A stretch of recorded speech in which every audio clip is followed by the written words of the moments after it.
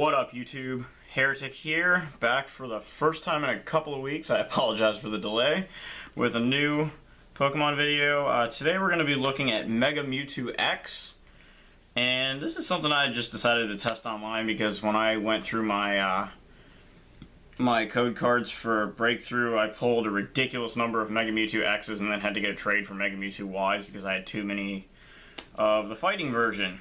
So I was like, you know what, let's make the most of it and see if we can't make this card work. And I never thought I was going to say this, but this card is a lot better than I thought it was going to be.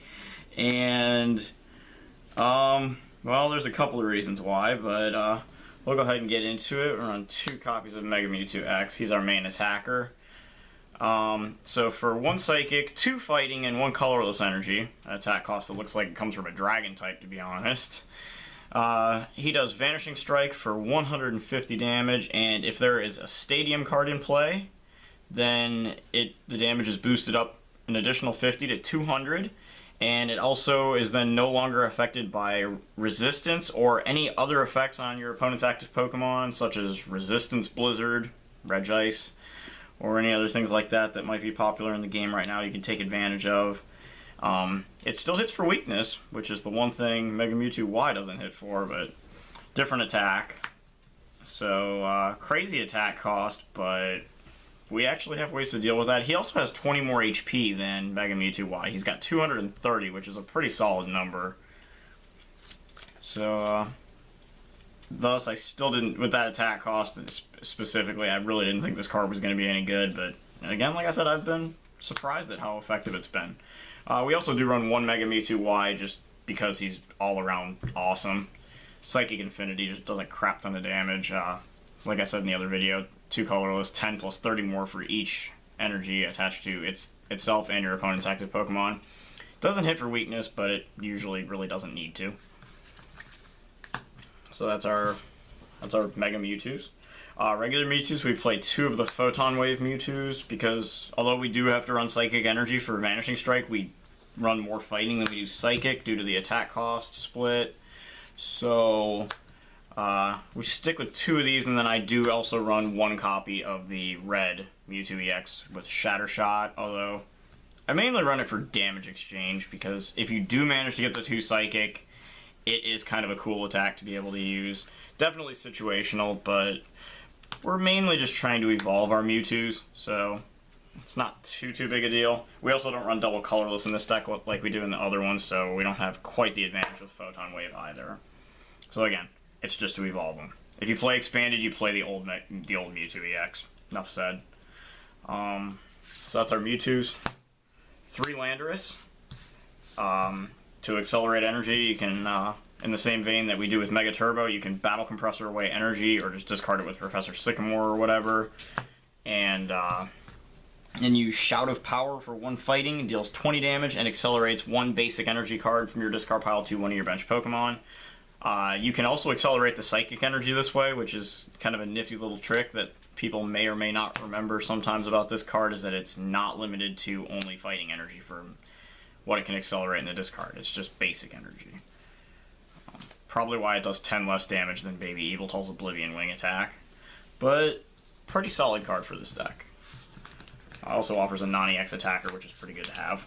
Although it's not quite as big a deal when Vanishing Strike can just cut through everything. 1 Jirachi. You can use this against Seismitoad and Giratina, however, this is mainly in here because of Vespiquen and Night March. Those are not fun matchups to play when you're weak to Psychic. And Pumpkaboo just kind of messes you up. So 1 Jirachi promo, really good card. 3 Shaman EX for draw power, just all around good. And then 1 Hoopa EX to search out our Mewtwo's and our Shaman. Yeah, Mewtwo's and Shamans. So that's our Pokemon lineup. We play 4 Professor Sycamores because that's our pretty much automatic 4 of, especially in Standard, because we don't really have any other really solid power draw options. 1 Judge, because I don't like Birch or Shauna right now, and so I'll just take the 4 cards and, you know, the 1 less card or whatever, and then I'll just go ahead and drop my opponent to 4. Also, kind of funny first turn. One Giovanni. again, a serviceable but not great draw supporter, but it has the second effect that allows you to add 20 damage to your attacks for the turn, and that can be pretty clutch sometimes, especially since Mega Mewtwo usually will not be able to have something like a Muscle Band, which is, we don't run them for that reason, because it's pretty much always going to have a Spirit Link. So, makes Giovanni kind of a nice little tech. One Lysander, that's all we really need with Battle Compressor and everything, and the fact that we can just OHKO the entire game.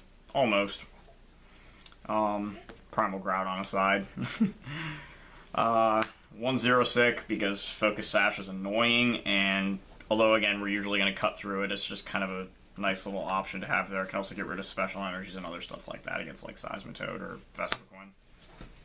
Just another kind of utility card there. And one Hex Maniac.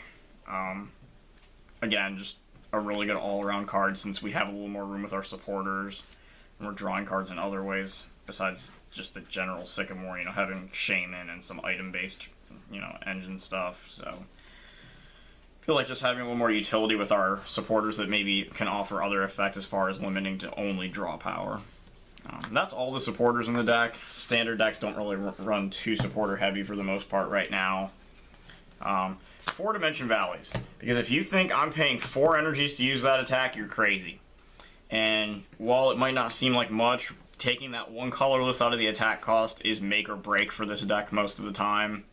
You play the full 4 copies to make sure that you can win the Stadium War, because with Mega Turbo and Shout of Power, and then you're just attaching from hand and all that stuff, this is, you know, this is what makes this, I think, more playable than Primal Groudon right now, is the fact that that one energy you can take out of that attack cost. Just, you would think Omega Barrier would just be the superior choice, but it really just, it has not tested that way for me. This has just been so much better, and then the fact that you can cut through a Focus Sash, and I'm actually not sure about the ruling on that, which is one of the reasons we still run Zero Sick. Someone correct me if I'm wrong about that, because I really don't know what the actual ruling is on Focus Sash here, because this does cut through other effects, but in any case, just being able to reduce that attack cost down to 3 energies, really huge. Then items, we play 4 Verse Seekers because supporters are good, and we don't play a lot of them, so it's kind of good to be able to reuse the ones we do play. 4 Mega Turbos for energy acceleration, combined with Shout of Power for quickly powering up Mewtwo's. 4 Ultra Ball to search Pokemon, drain your hand size for Shaman.